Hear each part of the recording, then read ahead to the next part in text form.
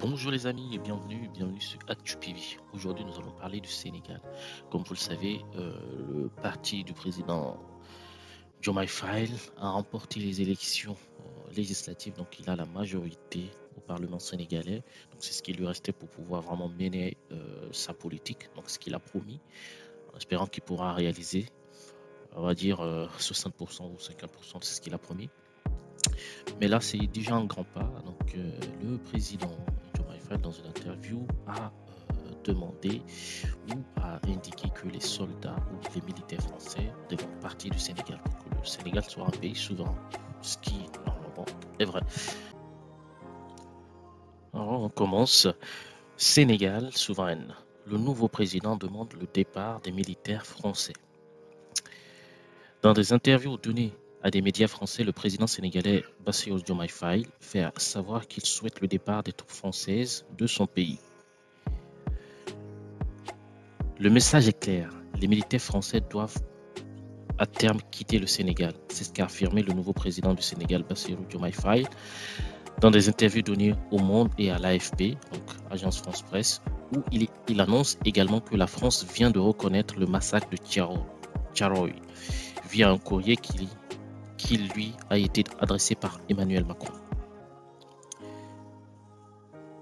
En 1944, des dizaines de tirailleurs sénégalais avaient été tués par l'armée française lorsqu'ils réclamaient leurs soldes. En réalité, c'est des centaines.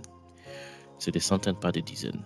Le président sénégalais s'est dit satisfait de ce message. Il reconnaît que c'était un massacre de façon très claire, sans ambiguïté sur les termes.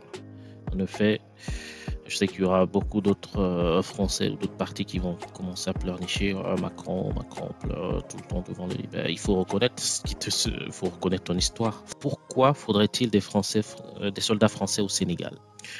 Le président sénégalais se pose la question, en effet. Le président sénégalais a aussi été interrogé sur la présence des militaires français au Sénégal. Combien y a-t-il de soldats sénégalais en France? En effet, il se pose la question, combien y a-t-il de soldats sénégalais en France? Pourquoi faudrait-il des soldats français au Sénégal? Quel pays peut avoir des militaires étrangers sur son sol et revendiquer son indépendance? A déclaré le chef d'État au Monde. Le Sénégal est un pays indépendant. C'est un pays souverain et la souveraineté ne s'accommode pas avec la présence de bases militaires étrangères, a-t-il fait savoir à l'AFP. Alors, on continue. Pas de délai précis, donc il n'a pas précisé quand est-ce ces soldats français, les militaires français quitteront le Sénégal, donc pas de délai précis. Il ne faut pas prendre une anomalie pour une normalité, a-t-il aussi déclaré, indiquant qu'aucun délai n'est encore fixé, mais qu'il nous faut aller vers cet objectif. Nous le ferons avec le respect qu'il faut, sans précipitation ni aucune pression. Ah bah ça c'est super. C'est super dans le sens où il n'y aura pas de problème, on va dire, j'espère en tout cas de problème diplomatique entre la France et le Sénégal. Et puis ça sera dans le respect. Le Tchad, dernier pays sahélien à abriter les forces françaises, a lui aussi annoncé jeudi soir mettre fin aux accords de sécurité et de défense avec Paris. Une annonce survenue quelques heures après une visite du chef de la diplomatie française, Jean-Noël Barrot. Ah, peut-être qu'ils lui ont demandé quelque chose et qu'ils ont refusé. Voilà, et donc je vais continuer sur le second article qui lui justement parle du massacre de Tchayour de 1944. Voilà, alors donc là c'est un article de MSN. On dit Sénégal, la France reconnaît le massacre de Tchayour en 1944. Emmanuel Macron a reconnu pour la première fois le massacre de Tchayour au cours duquel des dizaines de tirailleurs sénégalais ont perdu la vie en 1944. Pas des dizaines, des centaines. 80 ans après les événements tragiques de Tchayour, la France a enfin reconnu officiellement le massacre des soldats africains survenu en 1944. Je me rappelle en cours d'histoire, par contre lui, un très bon prof, il nous a justement parlé de ce massacre et je peux vous assurer que la moitié de la classe était en larmes à la fin du cours. Parce qu'il a pu nous vraiment transporter dans l'histoire, nous expliquer comment c'est passé. Il avait une méthode super. Et ben, c'était horrible. Et ça m'a vraiment, pour les gens qui étaient un peu plus curieux, ça les a poussés à chercher un peu plus. En réalité, la difficulté, c'est d'avoir d'autres informations alternatives là où j'étais. C'était un peu plus compliqué. Voilà, mais ensuite, quand tu as la chance d'avoir une diversité d'informations, de sources, facilement tu comprends l'histoire et tu te dis, ben oui, on vit un peu dans l'ombre. Voilà, donc c'est une histoire horrible qui s'est passée, des gens qui viennent se battre pour un pays, ensuite qui réclament leur dû comme les autres soldats, et pour cela, on les massacre pour ne pas qu'ils demandent le paiement. Voilà. Ces soldats originaires d'Afrique de l'Ouest faisaient partie des tirailleurs sénégalais. En effet, pour préciser, c'est pas que des Sénégalais.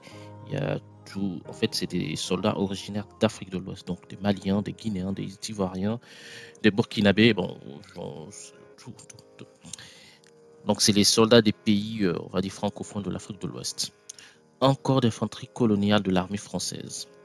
Dans une lettre adressée au président sénégalais Bassirou Diomaye Faye, Emmanuel Macron a reconnu pour la première fois, jeudi donc le 28, les assassinats des soldats ouest-africains tués par l'armée française.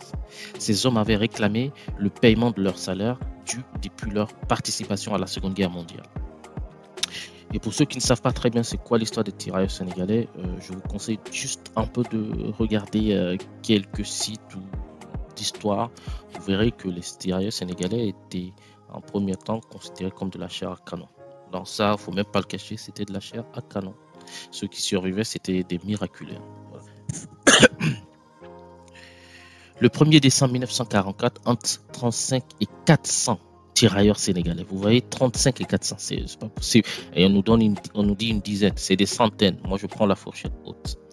Tirailleurs sénégalais ayant combattu pour la France en 1940 ont été tués par les troupes françaises dans ce qui a été décrit pendant plusieurs années par la France comme une mutinerie liée au salaire impayé. Ah non, c'était pas une mutinerie. C'était un massacre. Emmanuel Macron a également demandé qu'une enquête soit menée dans la mesure du possible afin d'établir clairement les causes et les faits qui ont conduit à ce drame. Voilà mes amis, donc qu'est-ce que vous en pensez? Vos commentaires, n'hésitez pas à partager la vidéo, abonnez-vous, ça permet de faire grandir la chaîne comme toujours. Abonnez-vous, partagez, likez et commentez. Posez vos questions, nous essaierons de répondre. Merci à tous et à très bientôt. Ciao, ciao.